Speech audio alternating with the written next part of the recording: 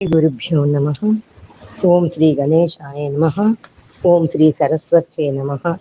ప్రస్తావన శ్రీ గురుచరిత్ర. సద్గురు కృప కలుగుతున్నట్లు గుర్తు నామధారకుని వలె గురుమహిమను గురించి తెలుసుకోవాలన్న జిజ్ఞాస అంతకంతకు అధికమవడం ఇదే నిజమైన భక్తికి చిహ్నము. 3-4 అధ్యాయాలు ఈ విషయాన్నే వివరిస్తాయి. సృష్టి వికాసం కోసం అవతరించిన వారు అత్రి మహర్షి. ఆ కార్యాన్ని నెరవేర్చడానికి తనను తాను దత్తం చేసుకున్న పరమేశ్వరుడే దత్తాత్రేయుడు. అందుకు దోహదకారి అయిన దుర్వాస శాపాన్ని కూడా స్వీకరించాడు.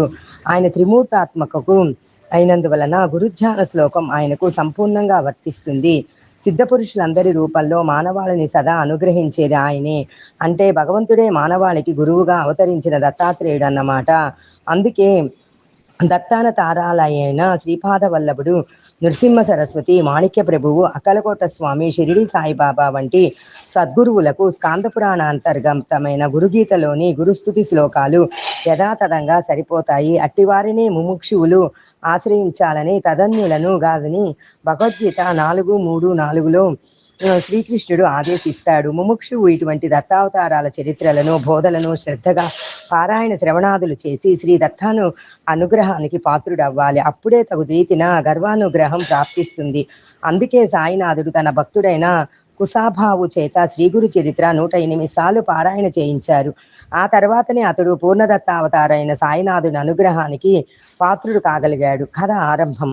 నామధారకుడు నమస్కరించి, ఓ సిద్ధముని, మీరు నా సందేహాలన్నీ తొలగించారు. నాకు గురువు యొక్క యథార్థ తత్వం తెలిసింది. మీకు జయము. ఇంతకు మీ నివాసం ఎక్కడ? మీకు భోజనం ఎలా లభిస్తున్నది అని అడిగాడు. సిద్ధయోగి అతనిని కౌగలించుకొని ఆశీర్వదించి నవ్వుతూ, నేను ఎప్పుడు శ్రీగురుని చెంతనే ఉంటాను. శ్రీగురు స్మరణయే నాకు ఆహారం, వారి మహిమయే నాకు అమృతతుల్యమైన పానీయము. శ్రీగురు చరిత్ర గ్రంథము శ్రవణము చేస్తూ ఉంటే భుక్తి ముక్తి శీఘ్రంగా లభిస్తాయి. పరిశుద్ధులై దీనిని 7 రోజుల్లో పారాయణం లేక శ్రవణము చేసిన వారి పాపాలు నశించి సంతానము, ధనము, ధాన్యాలు, దీర్ఘాయువు, జ్ఞానము ఎవరు కోరినది వారికి లభిస్తుంది. నిష్కామములకు ముక్తినిస్తుంది అని చెప్పి తమ వద్దనున్న గ్రంథం చూపారు. నామధారకుడు ఎంతో ఆసక్తితో ఆయన పాదాలకు నమస్కరించి, మీరు ఈ గ్రంథం సంగతి చెబుతూ ఉంటే నాకు ఎంతో దూరం నడిచి దప్పిక ఉన్నవాడికి సాక్షాత్తు అమృతమే పోసినట్లు ఉన్నది. ఇది వినడం వలన నా అజ్ఞానం ఇంకా తొలగిపోగలదు. దీనిని శ్రవణం చేయాలనిపిస్తుంది. నా సందేహాలు తొలగించి నాకింత మేలు చేస్తున్న మీరే నా గురుదేవులు, నన్ను గ్రహించండి అని వేడుకొన్నాడు. సిద్ధముని సంతోషించి అభయం ఇచ్చి అతనిని చేయి పట్టుకొని వెనుక శ్రీగురుడు పావనం చేసిన అశ్వత్థ వృక్షం దగ్గరకు తీసుకుపోయాడు. నామధారకుని దాని క్రింద తన దగ్గరగా అది కూర్చోబెట్టుకుని ఇలా చెప్పారు. నాయన, అజ్ఞానం వలన నీకు శ్రీగురుని యందు దృఢమైన భక్తి కుదరలేదు. ఆయనను సందేహించడం వలననే నీకు ఇన్ని కష్టాలు వచ్చాయి. సదాచార సంపన్నుడైన గురువును పూర్ణమైన భక్తితో విశ్వసించి సేవించగల వారికే వారి నిజతత్వం అర్థమవుతుంది. అట్టి వారికే కష్టాలు తొలగి అభీష్టాలు నెరవేరుతాయి. నిజానికి సద్గురువు తన పరభేదం లేకుండా అందరిపైన అపారమైన దయ కురిపిస్తుంటాడు. నీరు ఎత్తైన ప్రాంతాల్లో నిలవజాలనట్లు ధాంబికులకు ఆయన కృప లభించదు. గురువుకు సాటి అయినది ఏదీ లేదు. కల్పవృక్షము, చింతామణి కోరినవి మాత్రమే ప్రసాదించగలవు. కానీ గురువు మనం కోరిన దానిని కూడా ప్రసాదిస్తాడు. ఆయన స్పర్శ దీక్షతోనే మనకు ప్రపంచమంతా బ్రహ్మమయముగా దర్శింపజేస్తారు. ఆయననే శంకించే వారికి ఆయనేం చేయగలడు?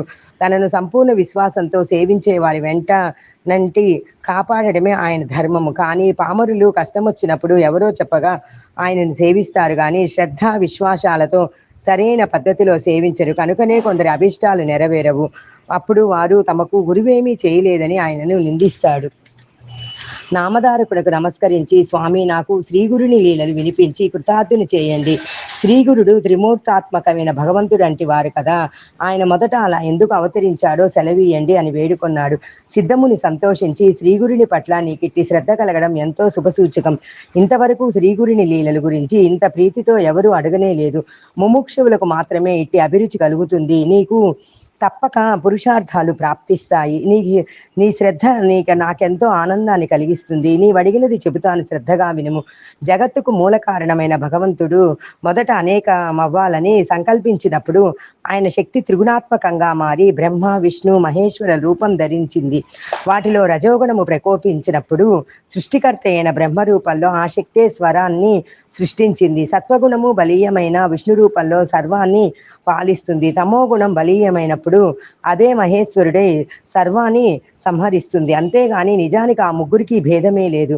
పూర్వం సూర్యవంశానికి చెందిన అంబరీషుడనే రాజు నిరంతరము హరిచింతన అతిథి సేవలతో పాటు దృఢమైన నిష్ఠతో ఏకాదశి వ్రతం ఆచరించేవాడు.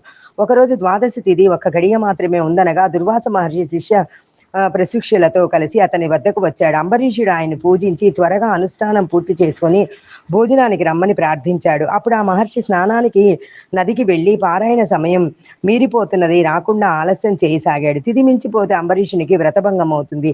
అలా అని అతడు భోజనం చేస్తే అతిథిని అలక్ష్యం చేసినట్లవుతుంది. అందుకని అతడు ఆ రెండింటినీ పరీక్షించుకోదలిచి కొద్ది తీర్థం మాత్రమే తాగాడు. ఇంతలో దుర్వాసుడు వచ్చి కోపించి, రాజా, నీవు నానా యోనులలో జన్మించావు కాక అని శపించాడు. అంబరీషుడు భయపడి శ్రీహరిని శరణు పొందాడు. అప్పుడు ఆయన సాక్షాత్కరించి దుర్వాసునితో, మహర్షి, నా భక్తుడు నీ శాపాన్ని భరించలేడు, అతన్ని రక్షించడం నా ధర్మం. అయినా మహర్షులైన మీ శాపం వ్యర్థం కాకూడదు కనుక ఆ శాపాన్ని నాకు వర్తింపజేయి అన్నాడు. అలాగైనా శ్రీహరి తిరిగి అవతరిస్తూ లోకోపకారం చేయగలడని తలచి సంతోషించి, దుర్వాసుడు విశ్వాత్మ, మీ గురించి తపస్సు చేస్తున్న యోగులకు ప్రత్యక్ష దర్శనం ఇవ్వడానికి జంతుయోనులలో జన్మించిన పావులనందరినీ ఇచ్చడానికి మీరు భూలోకంలో ఎప్పుడు అవతరిస్తూ ఉండండి అన్నారు. అందువలనే విష్ణువు మత్స్యాది అవతారాలు ఎత్తారు. కానీ వాటిలో కొన్ని గుప్తంగా ఉండి ఉత్తమ తపస్సులకు మాత్రమే తెలుసుకొన సాధ్యమవుతాయి. ఇట్టి అవతారాల్లో ఒకటి దత్తాత్రేయుడు. ఈయన అత్రి అనసూయలకు జన్మించాడు. శ్రీ దత్తాయ గురువే నమః. శ్రీ శ్రీ శ్రీ పాదవల్లభాయ నమః. శ్రీ నృసింహ సరస్వత్యై నమః. శ్రీ సచ్చిదానంద సద్గురు సాయినాథ్ మహారాజ్ కీ జై. 3వ అధ్యాయం సమాప్తం.